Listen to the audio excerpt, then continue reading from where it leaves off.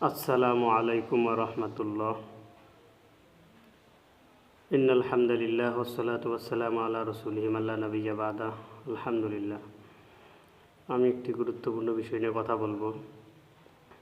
তো আসলে আমরা জানি আমাদের সমাজে লোকমুখে প্রচলিত জিনেরা আসলে কোথায় থাকে না থাকে এই বিষয়ে আমাদের অনেকে আগ্রহ জাগে যে আসলে জিনেরা আসলে আমাদের মতো বসবাস করে নাকি ওদের বসবাস অন্যরকম, ওরা কোথায় থাকে, ওদের ঘরবাড়ি বা ওদের কি।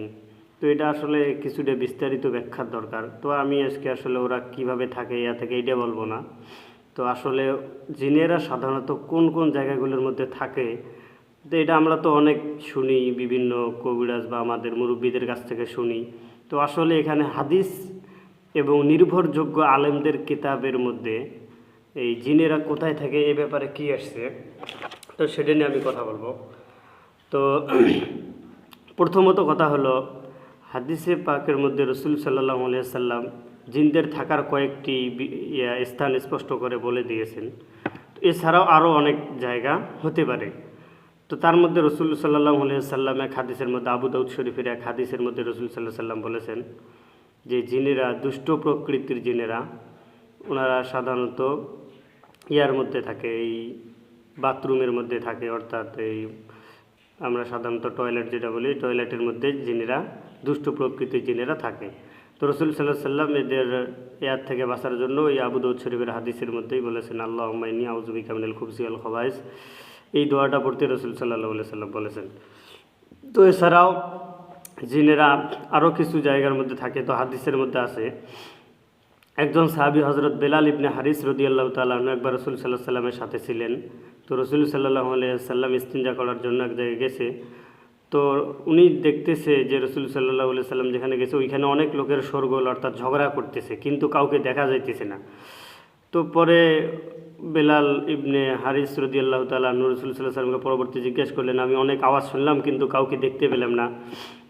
পরে রসুল সাল্লাল্লাহু আলাইহি সাল্লাম বললেন যে আমার কাছে মুসলমান এবং মুশরিক, মুসলমান জিন এবং কাফের জিনেরা এসেছিল, তারা কোথায় থাকবে এ বিষয়ে তারা ঝগড়া করতেছিল।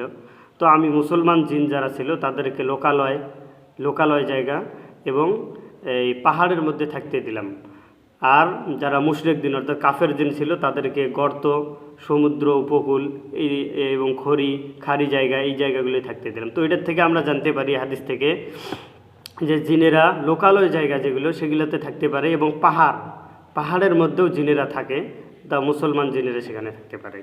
আরেকটি রসুল সাল্লাল্লাহু আলাইহি ওয়াসাল্লাম যে কাফেরদের জিনদের কথা বললেন, সেটা হলো খাড়ি জায়গা এবং গর্তের মধ্যে জিনেরা থাকতে পারে। এটা আমাদের এই সমাজে অনেকেই জানে না। এই জিনিসটা খুবই জানার বিষয় যে অনেকে আছে, বিশেষ করে ছোট বাচ্চারা গর্তের মধ্যে পেশাব করে। তো রসুল সাল্লাল্লাহু আলাইহি সাল্লাম, আবু দাউদ শরীফে সম্ভবত হাদিসটি রয়েছে, যে গর্তের মধ্যে পেশাব করতে নিষেধ করেছে, এবং গর্তের মধ্যে ফেকা অনুযায়ী, মাসআলা অনুযায়ীও গর্তের মধ্যে পেশাব করা নিষেধ, কেননা গর্তের মধ্যে জিনেরা থাকে। এখন কোন কোন গর্তের মধ্যে জিনেরা থাকে?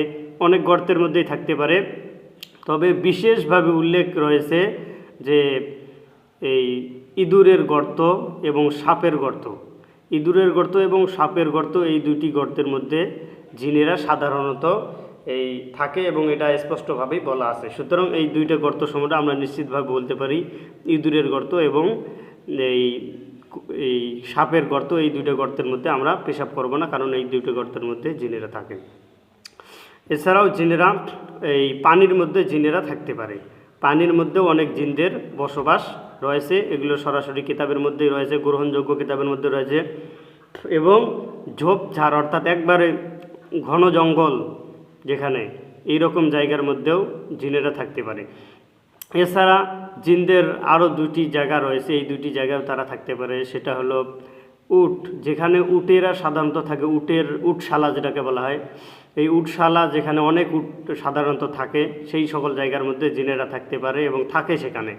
এবং ঘোড়াশালা অর্থাৎ অনেক যে ঘোড়া টোড়া যেগুলো অনেক জায়গায় রাখা হয়, এই সকল জায়গার মধ্যে জিনেরা থাকে।